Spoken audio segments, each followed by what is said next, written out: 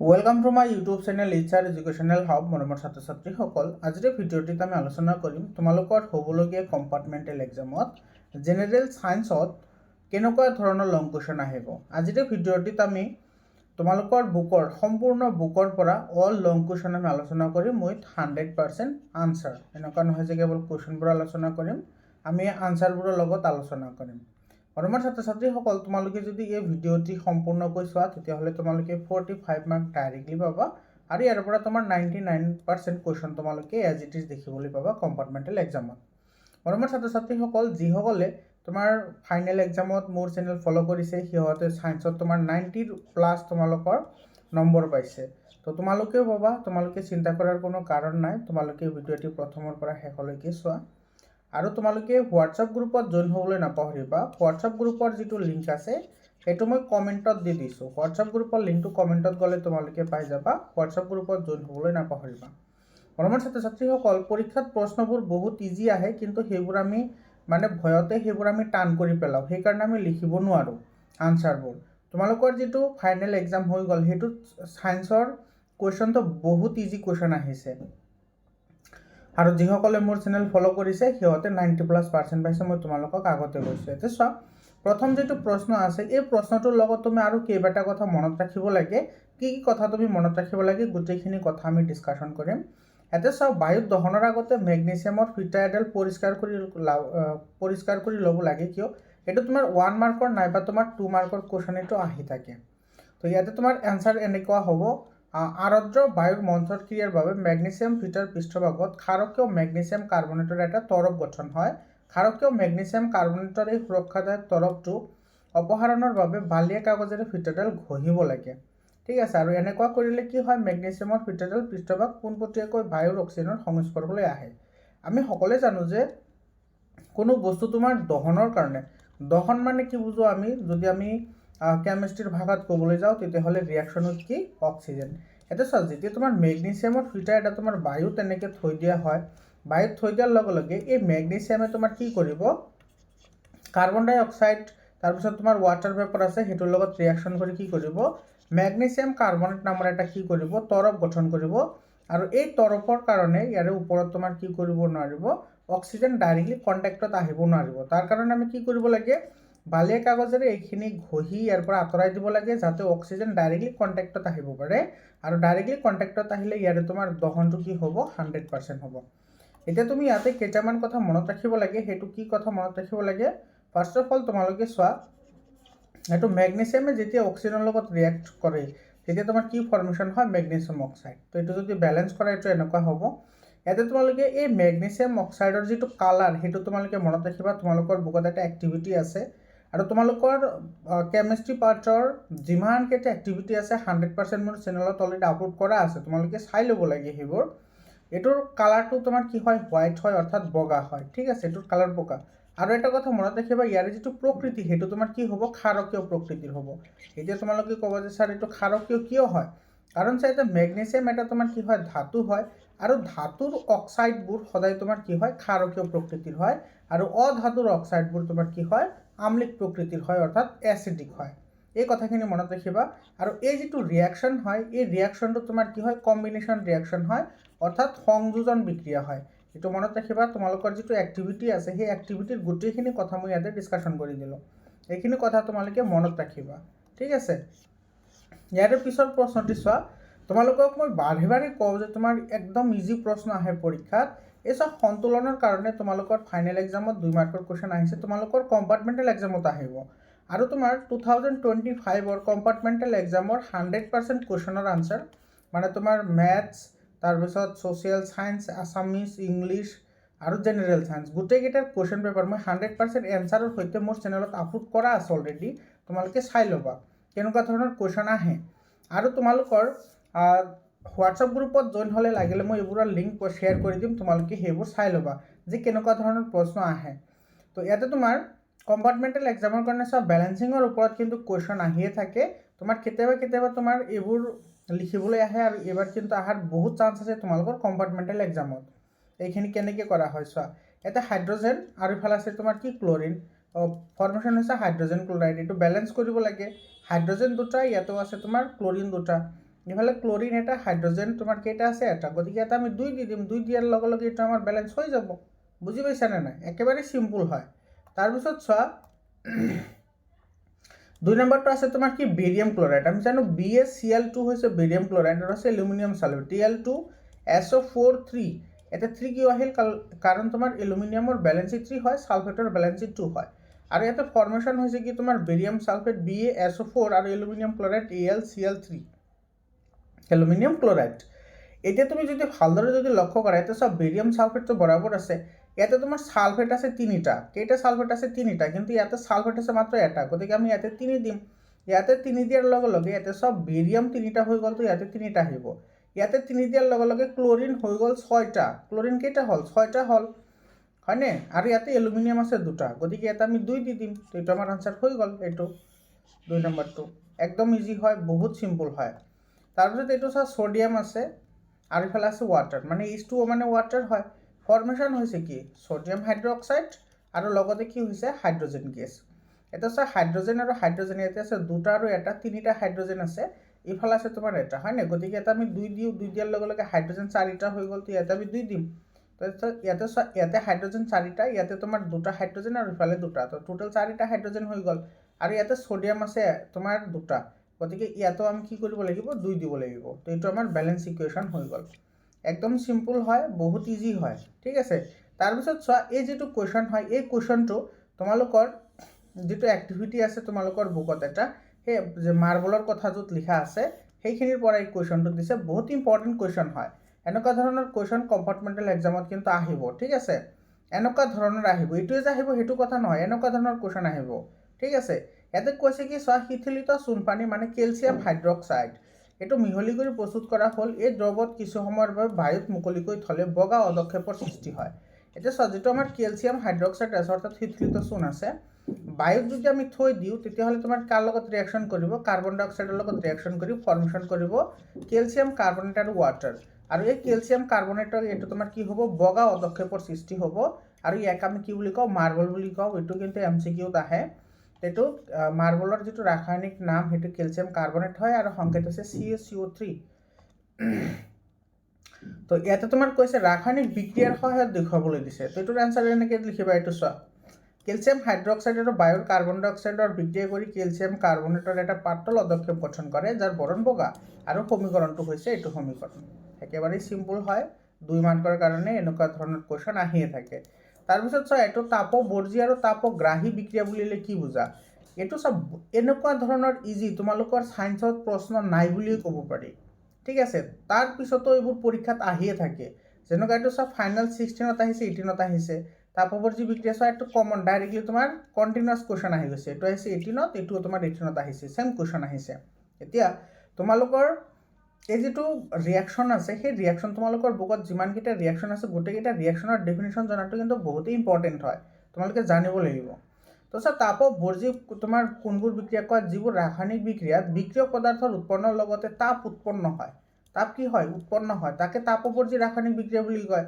আৰু তাপগ্ৰাহী মানে যিবোৰ ৰাসায়নিক বিক্ৰিয়া সংঘটিত হওঁতে তাপ ব্যৱহাৰ কৰা হয় নাইবা তোমাৰ তাপ শোষণ কৰে সেইবোৰকে তাপগ্ৰাহী বিক্ৰিয়া বুলি কোৱা হয়।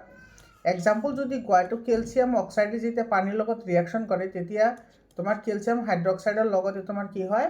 তাপ উৎপন্ন হয়, তো সেইটো এটা তাপবৰ্জী বিক্ৰিয়া হ'ব।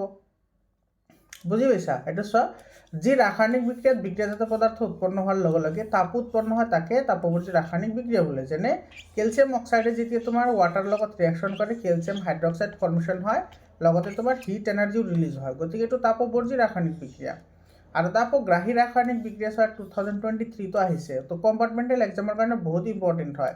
যি ৰাসায়নিক বিক্ৰিয়াত তাপ শক্তি শোষিত হয় তাপে তাপগ্ৰাহী ৰাসায়নিক বিক্ৰিয়া বোলে। যেনে চোৱা সিলভাৰ ব্ৰমাইড আৰু সিলভাৰ সূৰ্যৰ পোহৰত ৰাখিলে সিলভাৰ আৰু ব্ৰমিনলৈ বিযোজিত হৈ যায়। তো এইটো এটা তোমাৰ কি হয়? তাপগ্ৰাহী বিক্ৰিয়া হয়। মৰমৰ ছাত্ৰ ছাত্ৰীসকল, ইয়াতে তোমালোকে আৰু এটা কেমিকেল ৰিয়াকশ্যন মনত ৰাখিবা, সেইটো হৈছে তোমাৰ কি সিলভাৰ ক্লোৰাইড। এইটো যদি তুমি সানলাইটত ৰাখা তেতিয়াহ'লে এইটো তোমাৰ সিলভাৰ আৰু তোমাৰ কি হয়? এইটো ক্লোৰিনলৈ বিযোজিত হৈ যায়। তো ইয়াতে 2 দিব লাগিব, ইয়াতে 2 দিলে এইটো আমাৰ কি হৈ যাব? বেলেন্সিং হৈ যাব। এতিয়া চোৱা এই দুইটা ৰিয়াকশ্যন MCQৰ কাৰণে খুবেই ইম্পৰ্টেন্ট হয়, কাৰণ এই দুইটা ৰিয়াকশ্যন তোমাৰ কি কৰা হয়? ব্ল্যাক এণ্ড হোৱাইট ফটোগ্ৰাফিক ফিল্মত ব্যৱহাৰ কৰা হয়। Black and white photographic film, ঠিক আছে, মানে কলা বগা ফটোগ্ৰাফিকত ব্যৱহাৰ কৰা হয়। আৰু এটা চোৱা চিলভাৰ ব্ৰমাইডৰ যিটো তোমাৰ কালাৰ হয় সেইটো বগা হয়। সূৰ্যৰ পোহৰত ৰখাৰ লগে লগে ইয়াৰে কালাৰ তোমাৰ কি হৈ যায়, এইটোৰ কালাৰ তোমাৰ কি হ'ব, মটিয়া হ'ব বা গ্ৰে কালাৰৰ হ'ব। এতিয়া গ্ৰে কালাৰ বা মটিয়া কালাৰৰ কিহৰ কাৰণে হয়, কাৰণ কি, কাৰণ চিলভাৰ ব্ৰমাইডক সূৰ্যৰ পোহৰত ৰখাৰ লগে লগে ই তোমাৰ বিযোজিত হয়, মানে ভাঙি যায়। ভাঙি কি উৎপন্ন হয়, চিলভাৰ আৰু ব্ৰমিন উৎপন্ন হয়। আৰু চেম ৰিজন তোমাৰ ইয়াতে চিলভাৰ ক্লৰাইডৰ কাৰণেও হয়। বুজি পাইছা? এই দুইটা মনত ৰাখিবা, ইম্পৰ্টেণ্ট হয়, MCQৰ কাৰণে আহিয়ে থাকে। তাৰপিছত চোৱা তেল আৰু চৰ্বি থকা খাদ্যবস্তু নাইট্ৰজেনৰ পৰিৱেশত পেকেটত ভৰোৱা হয় কিয়? তো তেল আৰু চৰ্বিযুক্ত খাদ্য সোনকালে জাৰিত হৈ পচি যায় আৰু দুৰ্গন্ধ ওলায়। নাইট্ৰজেনৰ পৰিৱেশত খাদ্যবস্তু পেকেট কৰিলে জাৰিত হোৱাত বাধা দিয়ে আৰু খাদ্যবস্তু ভালে থাকে। নাইট্ৰজেনে খাদ্যবস্তু বায়ুৰ সংস্পৰ্শলৈ আহিবলৈ নিদিয়ে, ফলত চৰ্বিজাতীয় খাদ্যবস্তু বেয়া নহয়।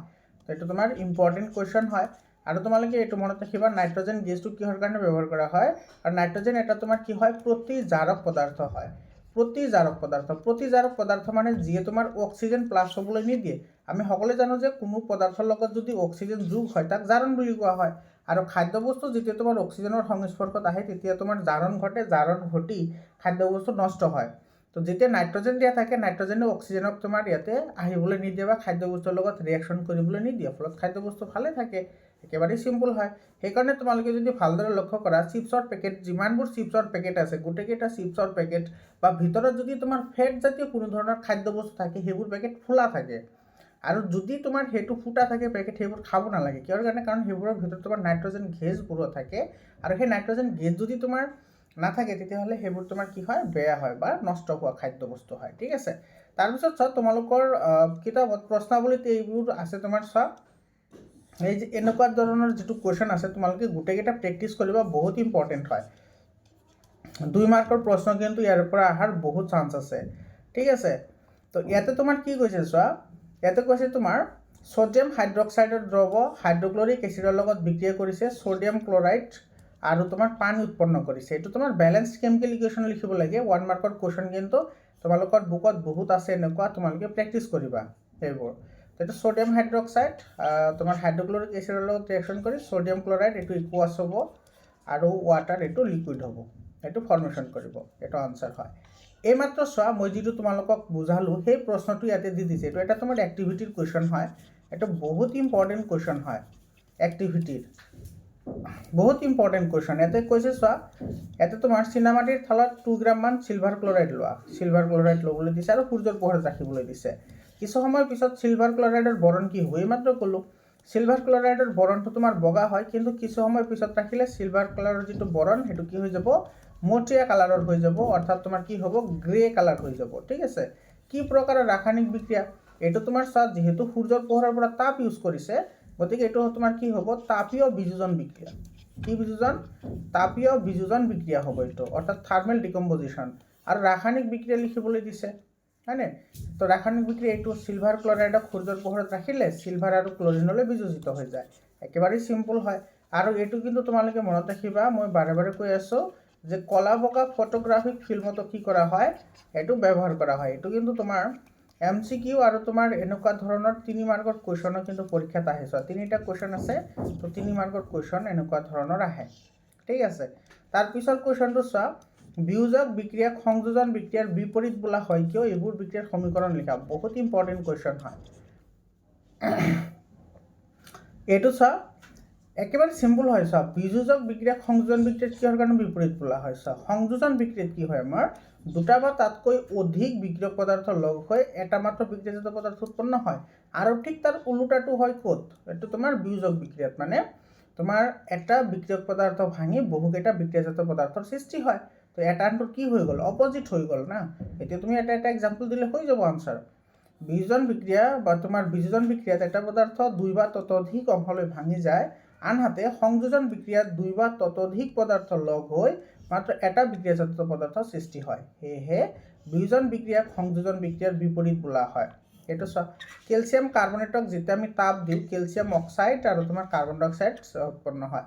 আৰু এই কেলছিয়াম অক্সাইডক এইটো আৰু এটা কথা মনত ৰাখিবা, এইটোক তোমাৰ কুইক লাইম বুলি কোৱা হয় বা পুৰা চূণ বুলি কোৱা হয়। কি চূণ, পুৰা চূণ বুলি কোৱা হয়, যাক আমি কি কৰোঁ সেইটো তোমাৰ বগা ৱাশ্বিঙত ব্যৱহাৰ কৰা হয়। তাৰপিছত তোমাৰ সংযোজন বিক্ৰিয়া, এইটো কেলছিয়াম অক্সাইডে যেতিয়া ৱাটাৰৰ লগত ৰিয়েকশ্যন কৰে কেলছিয়াম হাইড্ৰক্সাইড ফৰ্মেশ্যন হয়, এইটো এটা সংযোজন বিক্ৰিয়া। কাৰণ ইয়াতে তোমাৰ দুটা লগ লাগি মাত্ৰ এটা হৈছে, আৰু ইয়াতে এটা আছিল ভাঙি তোমাৰ দুটা হৈছে। বুজি পাইছা? লুৰ বস্তুত আমি কিহৰ কাৰণে প্ৰলেপ দিওঁ চোৱা, লুৰ বস্তুৰ ওপৰত ৰঙৰ প্ৰলেপ দি মামৰে ধৰাৰ পৰা ৰক্ষা কৰা হয়। যেতিয়া বস্তুবোৰৰ পৃষ্ঠ ৰং কৰা হয় তেতিয়া বস্তুবোৰৰ পৃষ্ঠ অক্সিজেন আৰু বায়ু পানীৰ সংস্পৰ্শলৈ আহিব নোৱাৰে, ফলত তোমাৰ কি হয় নিৰ্মিত বস্তুবোৰত তোমাৰ মামৰ ধৰিব নোৱাৰে। আৰু এই ৰিয়েকশ্যনটো তোমালোকৰ কাৰণে কিন্তু ইম্পৰ্টেণ্ট হয়, এইটো বেলেঞ্চ কৰিব পৰা নাইবা কৰিব পৰা কুৱেশ্যন আহিব পাৰে এই কুৱেশ্যনটো। তাৰপিছত কুৱেশ্যনটো চোৱা, এইটো চোৱা বহুত ইম্পৰ্টেণ্ট কুৱেশ্যন হয় 2 মাৰ্কৰ কাৰণে। শ্বসনক আমি কিয় তাপবৰ্জি বুলি কওঁ? এইটো শ্বসন এনে এটা প্ৰক্ৰিয়া য'ত জৈৱিক পদাৰ্থসমূহৰ বিভংগন ঘটি শক্তি মুক্ত হোৱাৰ লগতে সৰল বিক্ৰিয়াজাত পদাৰ্থ উৎপন্ন হয়, যাক পৰৱৰ্তী পৰ্যায়ত দেহৰ জৈৱিক ক্ৰিয়াকলাপত ব্যৱহাৰ কৰা হয়। পাচন প্ৰক্ৰিয়াত খাদ্যত থকা কাৰ্বহাইড্ৰেট গ্লুকোজলৈ বিযোজিত হয়। এই গ্লুকোজে দেহৰ কোষত থকা অক্সিজেনৰ সৈতে বিক্ৰিয়া কৰি কাৰ্বন ডাই অক্সাইড আৰু পানী উৎপন্ন কৰাৰ লগতে শক্তি উন্মুক্ত কৰে বা শক্তি উৎপন্ন কৰে। সেইকাৰণে তোমাৰ কি কৰা হয়, তাপবৰ্জি বিক্ৰিয়া মানে কি, যিবোৰ বিক্ৰিয়াত তোমাৰ কি হয় তাপ উৎপন্ন হয় সেইবোৰকে তোমাৰ তাপবৰ্জি বিক্ৰিয়া বুলি কোৱা হয়।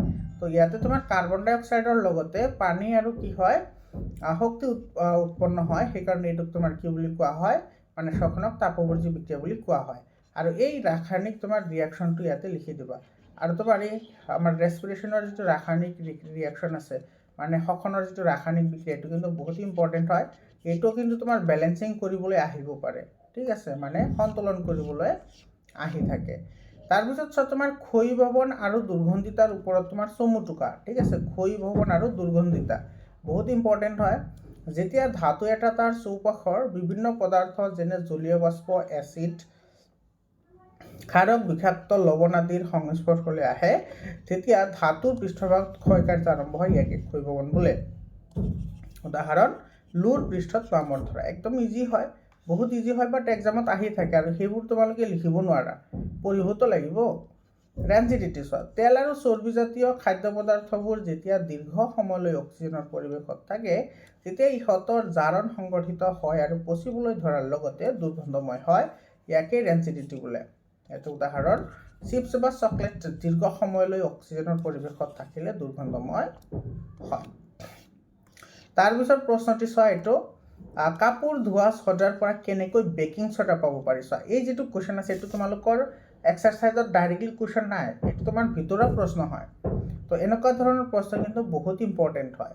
মৰমৰ ছাত্ৰ ছাত্ৰীসকল, তোমালোকে যদি PDF লাগে, এইটোৰ PDF যদি লাগে তেতিয়াহ'লে তোমালোকে 7002824673 এইটো নম্বৰত তোমালোকে হোৱাটছআপ কৰিবা, কল নকৰিবা দেই। হোৱাটছআপ কৰিলে তোমালোকে PDF ফাইল পাই যাবা। আৰু PDFটো কিন্তু ফ্ৰীত দিয়া নহয়, তোমালোকে কিনিব লাগিব টকাৰে, কাৰণ ফ্ৰীত দিলে তোমালোকে কোনো বস্তুৰ ভেলু নিদিয়া। দেখা পাইছোঁ তোমাৰ ফাইনেল এক্সামতো বহুত বস্তু মই ফ্ৰীত দিছোঁ, কিন্তু সেইবোৰ পঢ়া নাই, সেইকাৰণে তোমালোকৰ আজিৰ অৱস্থা এনেকুৱা হৈছে। গতিকে তোমালোকে টকাৰে কিনি সেইবোৰ গুৰুত্ব সহকাৰে পঢ়িবা। আৰু মই গেৰাণ্টি দিছোঁ তোমালোকে যদি মই যেনেকৈ দেখুৱাই দিছোঁ ইয়াৰ আগতে তোমালোকৰ কাৰণে মই কেমেষ্ট্ৰি, তাৰপিছত ফিজিক্স আৰু বায়'লজি এই তিনিওটাৰ কাৰণে মই ছেপাৰেট 3টা ভিডিঅ' বনাইছোঁ।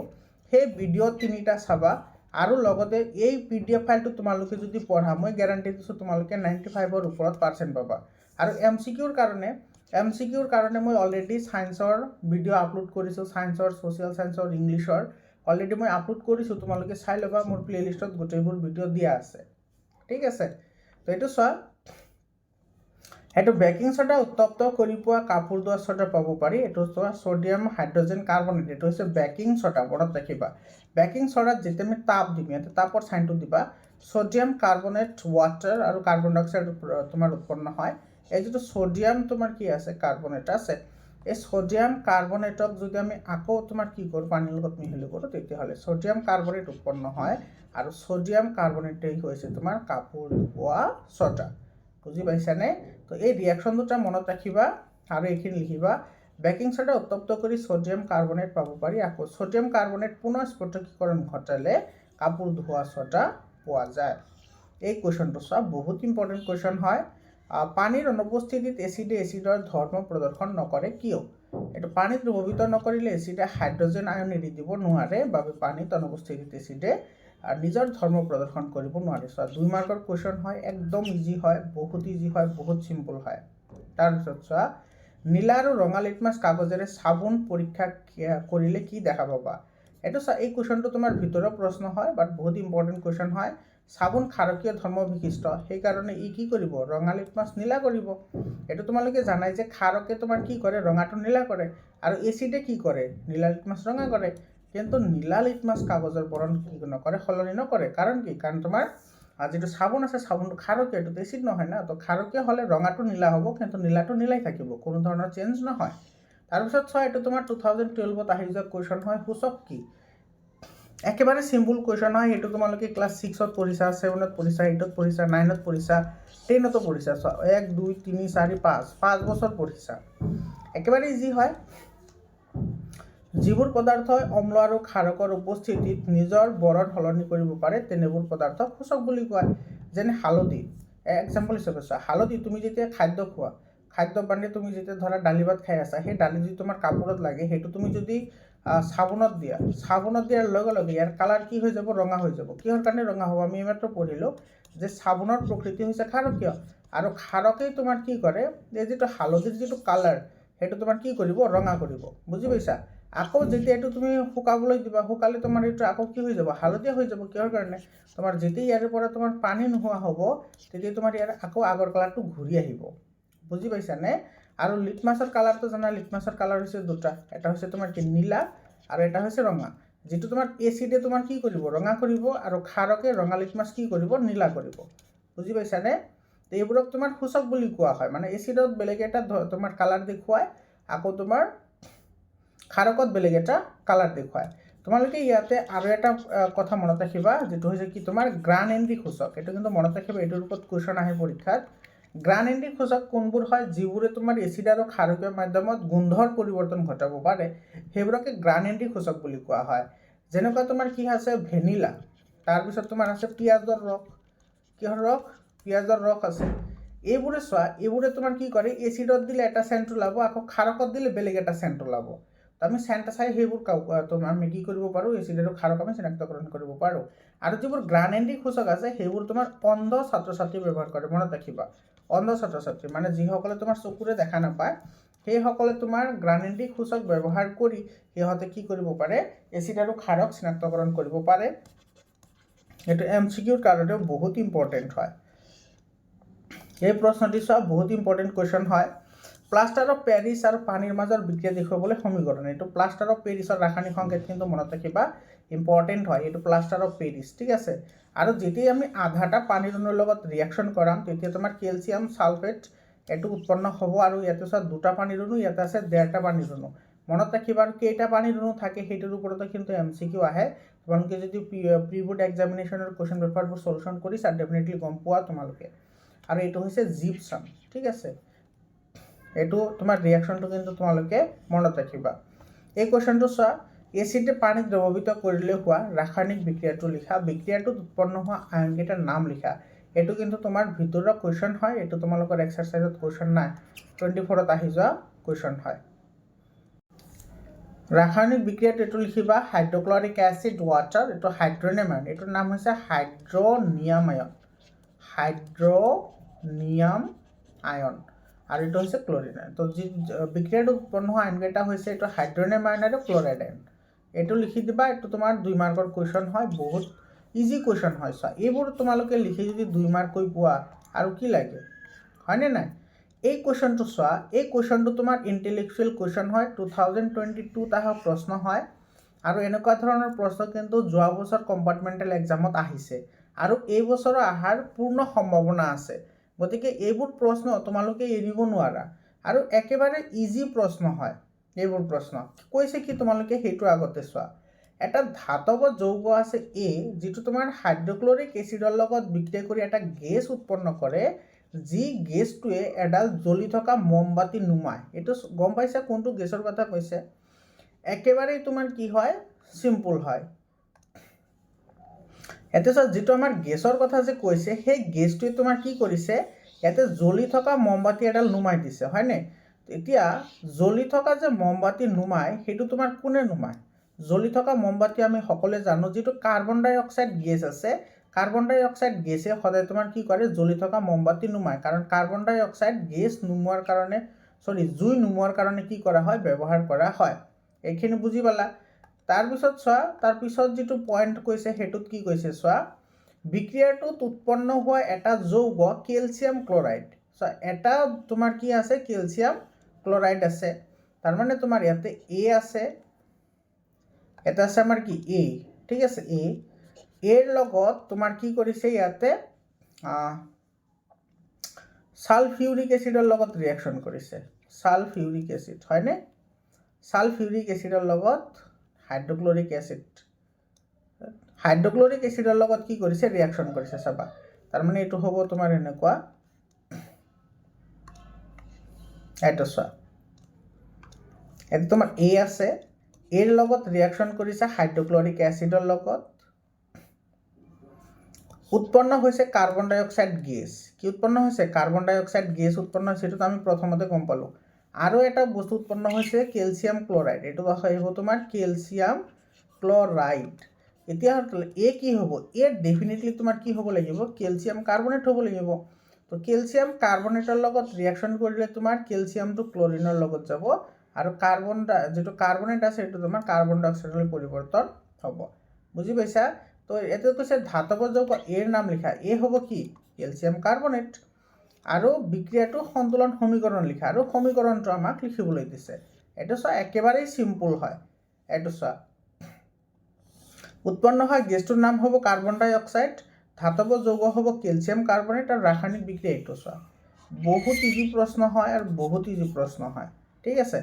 এইটো চোৱা তোমালোকৰ এক্টিভিটি হয়, এইটো তোমালোকৰ এক্টিভিটি তোমালোকৰ বুকত ধুনীয়াকৈ দিয়া আছে। এইটো এক্টিভিটি 22টা প্ৰশ্ন হয়।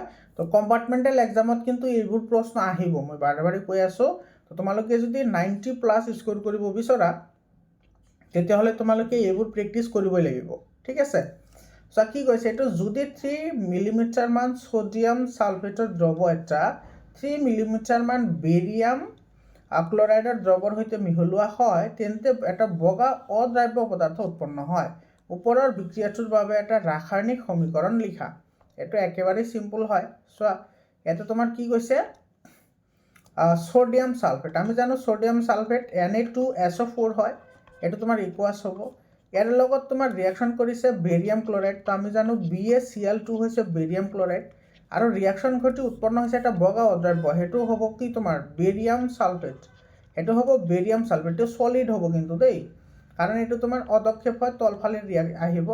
আৰু লগতে উৎপন্ন কৰিব কি, ছ'ডিয়াম ক্লৰাইড। কি উৎপন্ন কৰিব, ছ'ডিয়াম ক্লৰাইড। এইটো তোমাৰ কি হ'ব, একুৱাছ হ'ব, অৰ্থাৎ জুলীয়া হ'ব। বুজি পাইছানে? তো ইয়াতে তোমাৰ ছ'ডিয়াম দুটা আছে, তো আমি ইয়াতে 2 দিয়াৰ লগে লগে ক্লৰিন দুটা হৈ গ'ল, ক্লৰিন দুটা হৈ গ'ল, আৰু বেৰিয়াম ছালফেটটো এইটো আমাৰ বেলেঞ্চড ইকুৱেশ্যন হৈ গ'ল।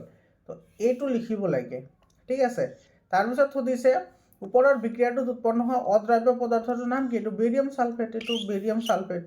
আৰু এটা কুৱেশ্যন সোধে যে বিক্ৰিয়াটোৰ প্ৰকাৰ কি হয়, এইটো বিক্ৰিয়াৰ প্ৰকাৰ সোধে, ঠিক আছে। এইটো বিক্ৰিয়াৰ প্ৰকাৰ, ইয়াতে তোমাৰ বিক্ৰিয়াৰ প্ৰকাৰ কি হ'ব, এইটো তোমাৰ দ্বি অপহৰণ বিক্ৰিয়া হয়। কি অপহৰণ, দ্বি অপহৰণ বিক্ৰিয়া, মনত ৰাখিবা। আৰু দ্বি অপহৰণ বিক্ৰিয়া কাক বোলে, যিবোৰ বিক্ৰিয়াৰ মাজত তোমাৰ বিক্ৰিয়কৰ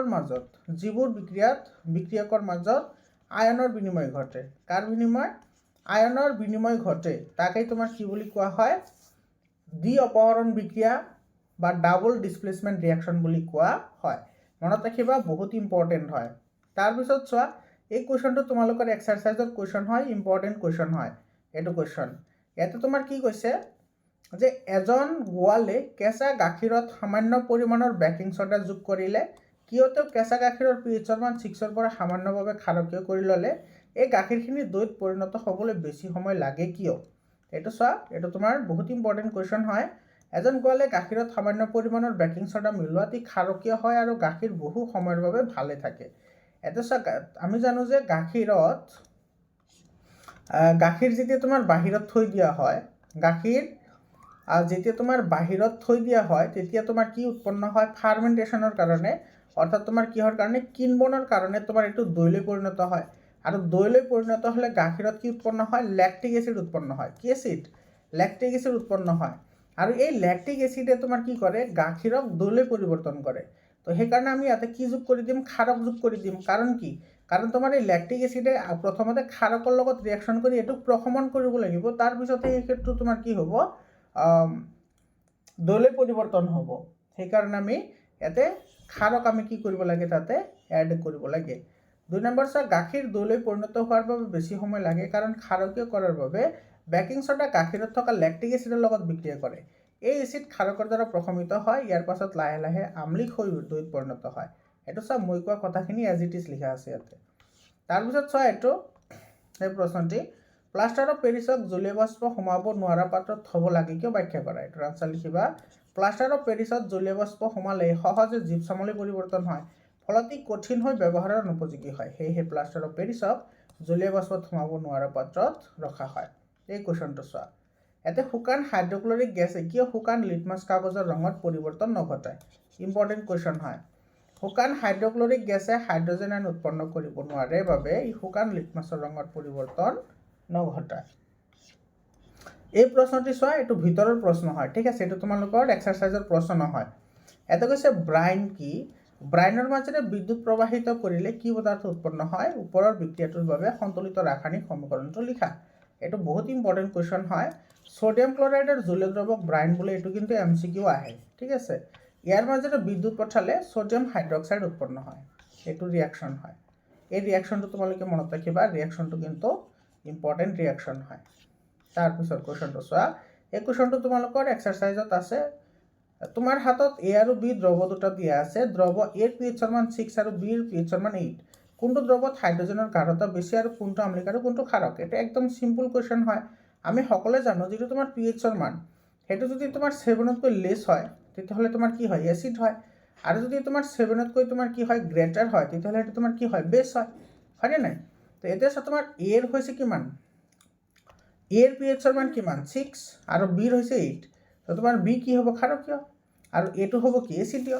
তো ইয়াতে হৈছে তোমাৰ হাইড্ৰজেন আয়নৰ গাঢ়তা কত বেছি হ'ব এত বেছি হ'ব কাৰণ হাইড্ৰজেন আয়নৰ গাঢ়তা এসিডত বেছি হয় মানে পিএইচৰ মান যিমান কম হয় হাইড্ৰজেন আয়নৰ গাঢ়তা সিমান বেছি হয় আৰু পিএইচৰ মান যিমান বেছি হয় হাইড্ৰ অক্সাইড এটো হাইড্ৰ অক্সাইড আয়নৰ গাঢ়তা সিমানেই তোমাৰ কি হয় বেছি হয় একেবাৰে সিম্পল চোৱা এ আৰু বিৰ মান দিয়া আছে গতিকে এ দ্ৰৱত হাইড্ৰজেন আয়নৰ গাঢ়তা বেছি হ'ব আৰু দ্ৰৱ এটো আম্লিক হ'ব আৰু বিটো ক্ষাৰকীয় হ'ব এটো চোৱা এই কোৱেশ্চনটো কিন্তু বহুত ইম্পৰ্টেন্ট কোৱেশ্চন হয় তোমালোকৰ এই বছৰৰ কম্পাৰ্টমেন্টাল এক্সামৰ কাৰণে বহুত ইম্পৰ্টেন্ট হয় তোমাক পাতিত পানী এসিড দ্ৰৱ আৰু ক্ষাৰকীয় দ্ৰৱ ক্ৰমে এবিসি তিনিটা পৰীক্ষা নল দিয়া হৈছে যদি তোমাক কেৱল এটা লক্ষ্য কৰিবা নীলা লিটমাছ দিয়া আছে তেতিয়া তোমাক কেনেকৈ সেই দ্ৰৱসমূহ চিনাক্তকৰণ কৰিবা মৰমৰ ছাত্ৰ ছাত্ৰীসকল তোমালোকে এইটোৰ পিডিএফ লবলৈ 7002824673 এইটো নম্বৰত তোমালোকে কন্টাক্ট কৰিবা হোৱাটসএপ কৰিবা 673 কল নকৰিবা হোৱাটসএপ কৰিবা তোমালোকে পিডিএফ ফাইল লৈ লোৱা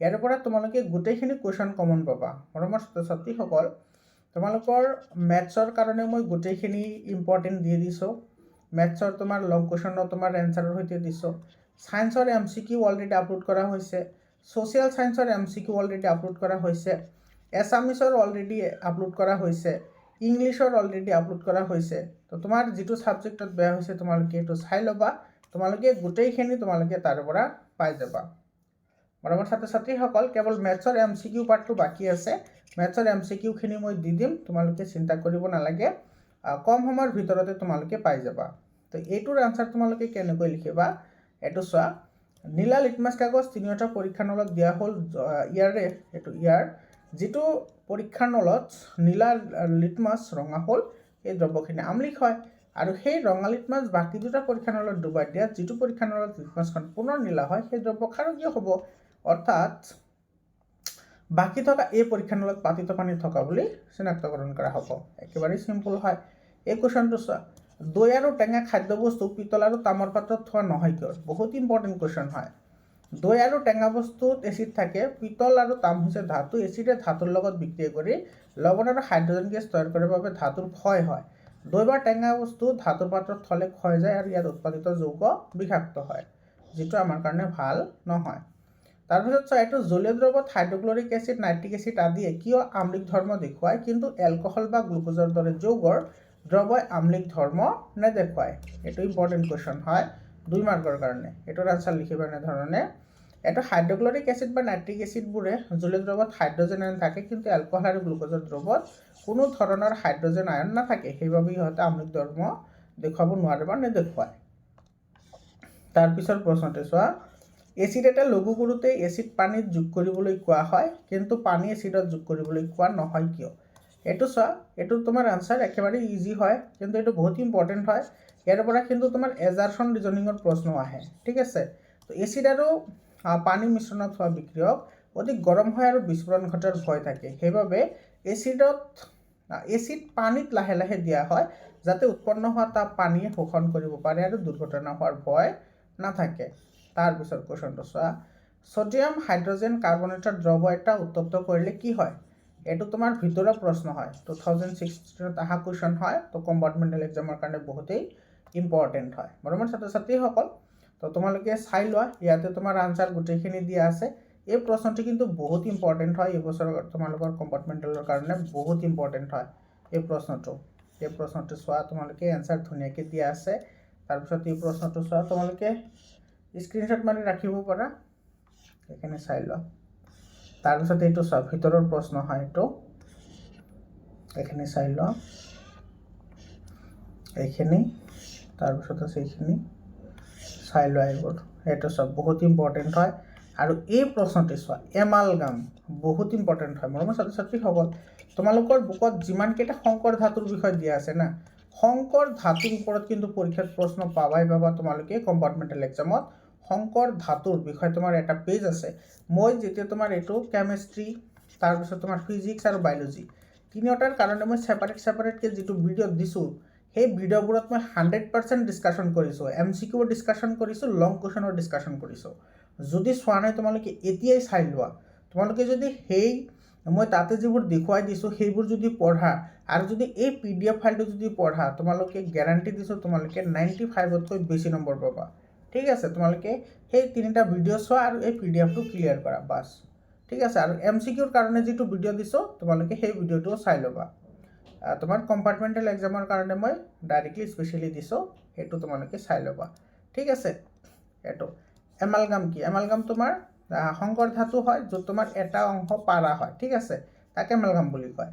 আৰু তোমাৰ ব্ৰঞ্জত কপাৰ আৰু টিন থাকে, হয়, ব্ৰঞ্জ সংকৰ ধাতু হয়। এই ৰিয়েকশ্যনটো চোৱা থাৰ্মিট বিক্ৰিয়া কাক বোলে? এইটো তোমাৰ ভিতৰৰ প্ৰশ্ন হয়, চাই লোৱা এনচাৰ। তাৰপিছত তোমাৰ এই কুৱেশ্যনটো চোৱা, এইটো ভিতৰৰ কুৱেশ্যন হয়, ঠিক আছে। এইটো আৰু আইনীয় যৌগবোৰৰ যিবোৰ তোমাৰ ধৰ্ম আছে, সেই ধৰ্মৰ ওপৰত কিন্তু MCQ আহিব।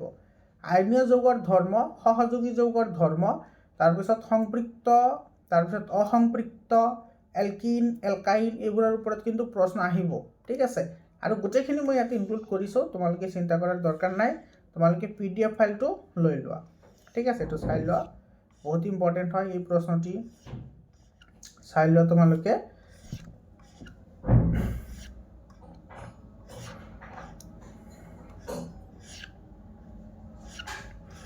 তোমালোকে এই PDF ফাইলটো লৈ লোৱা। এই PDF ফাইলটো যদি লৈ লোৱা, তোমালোকে ইয়াৰ পৰা গোটেইখিনি কমন পাবা, ঠিক আছে। এইটো চোৱা তোমালোকে, এইবোৰ কুৱেশ্যন মই বহুত পৰিশ্ৰম কৰি এইবোৰ তোমালোকৰ কাৰণে লৈ আহিছোঁ।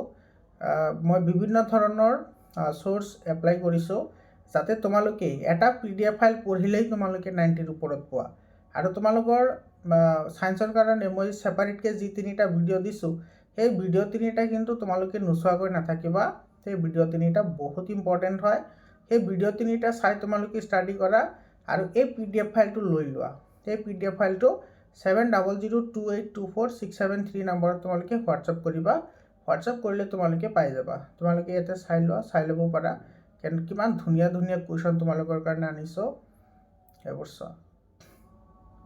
ইয়াতে গোটেইখিনি আছে, বহুত ধুনীয়া ধুনীয়া কুৱেশ্যন আছে, যিবোৰ কুৱেশ্যন তোমালোকৰ পৰীক্ষাত আহিবই, ঠিক আছে। আৰু তোমালোকে পৰীক্ষা দিয়াৰ পিছত তোমালোকে মিলাই ল'বা যে প্ৰশ্নবোৰ আহিছে নে অহা নাই, ঠিক আছে।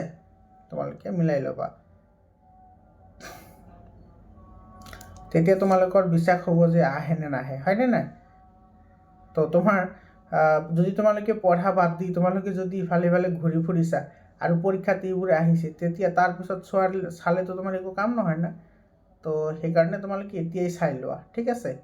এবাৰ চাইতে তোমাৰ এই যে এইবোৰ চোৱা, এইবোৰ কিন্তু আহিবই পৰীক্ষাত এটা প্ৰশ্ন 100% গ্যাৰাণ্টি, 3 মাৰ্কৰ কুৱেশ্যন এটা আহিবই এইবোৰ। আৰু এবাৰ কিন্তু ৰামধেনুৰ যিটো গঠন আৰু তৰাৰ তীৰবিৰণী এই দুটা কিন্তু তোমালোকে এৰিব নোৱাৰা। এইটো চোৱা, ইয়াতে মই কুৱেশ্যন এড কৰিছোঁ সেইবোৰ। এইটো ৰামধেনুৰ গঠন, তৰাৰ তীৰবিৰণী, এইবোৰ প্ৰশ্ন বহুত ইম্পৰ্টেণ্ট হয়। এইবাৰ কিন্তু অহাৰ বহুত চান্স আছে, ঠিক আছে। ৰামধেনুৰ গঠন আৰু তৰাৰ তীৰবিৰণী, এইটো চোৱা, এইবোৰ প্ৰশ্ন এইবোৰ ডাইৰেক্ট কমন পাবা। এইবোৰ প্ৰশ্ন তোমালোকে চাই লোৱা, এইবোৰ প্ৰেক্টিচ কৰিবা, বহুত ইম্পৰ্টেণ্ট হয়।